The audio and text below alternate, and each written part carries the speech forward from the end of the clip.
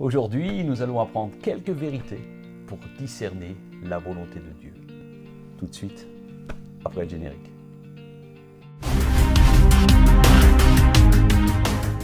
Bonjour, bienvenue. Bonjour à tous, bienvenue et très belle année à vous. Pour cette première émission, on veut vraiment vous souhaiter une année 2022, on va dire, espérons meilleure que 2021 pour la plupart. Donc on voudrait aussi, simplement, si vous n'êtes pas encore abonné, abonnez-vous. Mettez-nous un petit pouce bleu si vous appréciez les vidéos. Parce que en fait, ça fait monter la chaîne dans l'algorithme de YouTube. Donc aujourd'hui, on va vous parler du discernement. Oui, un thème que quelqu'un a demandé il y a quelques semaines et nous avons donc la joie de vous parler du discernement aujourd'hui. On espère vraiment que ça va contribuer à votre soif de connaître Dieu davantage. Alors, c'est vrai que Jésus parle aux disciples au sujet du discernement. Et il leur dit ceci, il leur dit, bon ben voilà, si vous regardez le ciel, vous savez demain s'il fera beau, s'il y aura du vent, s'il fera chaud. Et après, il va leur faire un reproche et on va le lire ensemble dans Luc 12, 56. Alors le Seigneur leur dit, vous savez discerner l'aspect de la terre et du ciel, comment ne discernez-vous pas ces temps-ci ? Et pourquoi ne discernez-vous pas de vous-même ce qui est juste ? Le discernement est un élément clé pour éviter de faire n'importe quoi. C'est vrai. C'est ça, hein ? Et trop de personnes finalement négligent ce point de vue, on le remarque dans notre entourage, et se mettent en danger. Et parfois, c'est vrai, on n'a pas envie de voir la réalité en face, Oui. Pour différentes raisons, par peur, par paresse aussi, ou parce que, eh bien, il faut chercher pour trouver la vérité. Pour chercher, il faut prendre du temps pour discerner les temps de Dieu. C'est essentiel. C'est essentiel pour nous faire avancer dans ce que le Seigneur a prévu, dans sa lumière. Oui, en fait, discerner le temps de Dieu sincèrement et honnêtement, Voilà. pas de manière superficielle. Il est indispensable vraiment d'être à l'écoute de sa parole.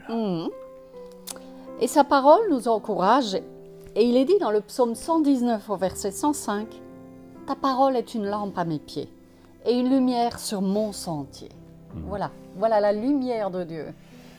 On a regardé dans le dictionnaire, discernement, donc c'est l'action de discerner, de distinguer les choses, vrai du faux, ce qu'on pense. Et la deuxième proposition du dictionnaire, c'est le fait d'apprécier sainement les choses, c'est-à-dire avoir le sens critique, Oui, voilà. qui apporte la clairvoyance, le jugement. Oui, du jugement, de la perspicacité. Hein.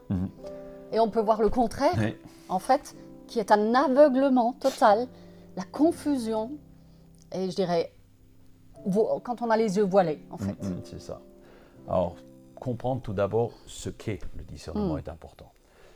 Premièrement, nous devons apprendre à supprimer, enlever les préjugés, nos volontés ou nos préjugés personnels, ceux qui nous empêchent finalement de bien analyser les choses. Donc il faut l'identifier.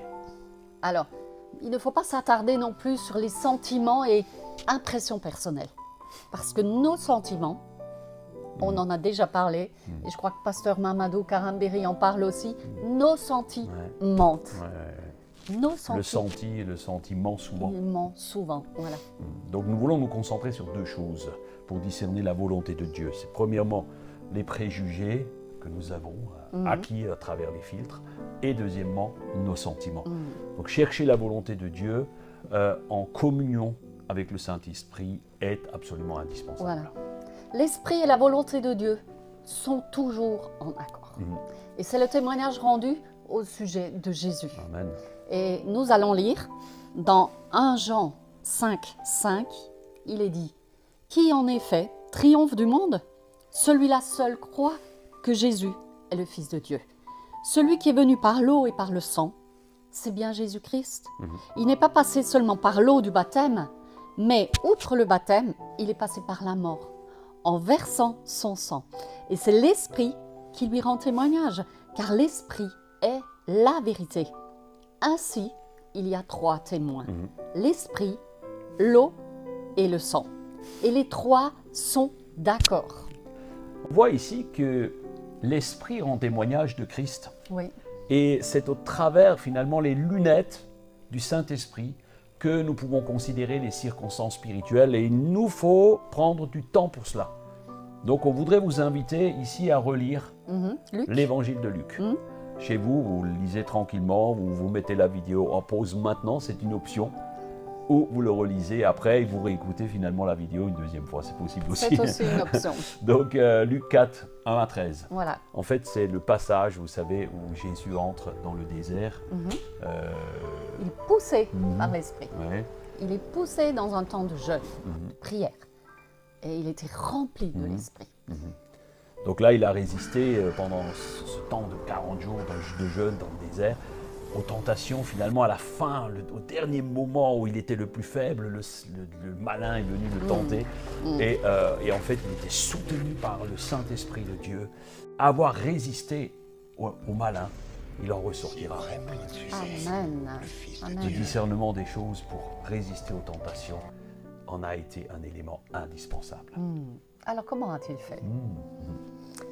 Comment faire? Se tenir dans la prière. Ouais. C'est valable pour nous aussi. Hein. Exactement, se tenir dans la prière, dans l'appropriation de la parole de Dieu et dans la proclamation de la parole de Dieu. Et nous devons pour cela filtrer nos pensées si elles sont contraires à la parole de Dieu. Hein, ben ça, ouais. Donc si elles sont contraires à la parole de Dieu, par exemple, qu'est-ce qu'on pourrait prendre comme exemple? Dans l'Ancien Testament, la loi dit, au sujet de la vengeance, la loi dit œil pour œil, dent pour dent. Ça, c'est un élément Ancien Testament. Mais Jésus dit dans Matthieu 5, 44, moi je vous dis, aimez vos ennemis. Eh oui. Bénissez ceux qui vous maudissent, faites du bien à ceux qui vous haïssent et priez pour ceux qui vous persécutent. Oui. Et Paul aussi avait soumis cette question. Donc, vous voyez, vous avez un premier filtre ici, ce que Jésus dit, et ensuite Paul va confirmer. Il va le dire aux Romains dans chapitre 12, verset 19, « Ne vous vengez point vous-même, mais bien aimez laissez agir la colère, car il est écrit, à moi la vengeance, à moi la rétribution, dit le Seigneur. » Donc vous comprenez ici qu'on n'est plus Ancien Testament, on n'est plus sous la loi. La loi n'a pas été abolie, mais elle a été accomplie. Donc nous sommes sous un régime aujourd'hui où nous n'avons pas à nous venger parce que Dieu dit la rétribution, la vengeance m'appartient. Exactement. Donc c'est un filtre, c'est un exemple qu'on vous donne. Et donc en fait des exemples comme ça, vous en avez plein. Donc filtrez la parole de Dieu. Ne prenez pas juste un verset isolé de quelque part en disant « Ah ben la Bible dit œil pour œil, dent pour dent ». Ben non, puisque nous devons prendre toute la parole de Dieu. Donc nous devons apprendre à faire le tri, prendre du recul et ne pas nous laisser conduire par nos émotions. Par nos émotions et nos sentiments. Ouais, qui montent. Et nous allons poursuivre dans Philippiens 4, 8, où il est dit « Enfin frères, nourrissez vos pensées de tout ce qui est vrai, noble, juste, pur, digne d'amour ou d'approbation, de tout ce qui mérite respect et louange. » Dieu ne détruit pas. Si tu as des pensées de destruction, de casser quelque chose, si elles sont à l'opposé de ce qu'est la pensée de Dieu, eh bien nous devons apprendre à penser comme Dieu. Comme Dieu, pense comme Dieu. Il y a quelques jours, je parlais avec mon ami et frère, notre missionnaire Hannibal, pasteur stagiaire qui est avec nous, qui vient de Cuba. Son français n'est pas encore parfait. Et donc, on l'aide à travailler cela. Et je lui disais, il faut que tu arrives à penser dans la langue dans laquelle tu vas t'exprimer, donc le français. Si tu penses en français, tu vas t'améliorer. Il m'a dit, ah oui, j'ai bien compris. Eh bien, nous devons faire les mêmes choses pour le discernement de Dieu. Nous devons penser comme Dieu pense. Exactement. Nous devons nous mettre au diapason de ce que la parole de Dieu dit. Et en fait, ce sont les sentiments de l'esprit. Tout à fait. Et le Saint-Esprit coopère toujours avec la volonté de Dieu. Notre chair, malheureusement, a des sentiments contraires à ce que Dieu veut. Et nous pouvons le lire dans Galates 5, verset 17, où Paul dit « Car la chair a des désirs contraires à ceux de l'esprit, et l'esprit en a des contraires à ceux de la chair. Ils sont opposés entre eux, afin que vous ne fassiez point ce que vous voudriez. Et voilà, en clair, faites ce que l'Esprit de Dieu dit. C'est ce que nous découvrirons. La semaine prochaine, Oh, je oui, crois. alléluia.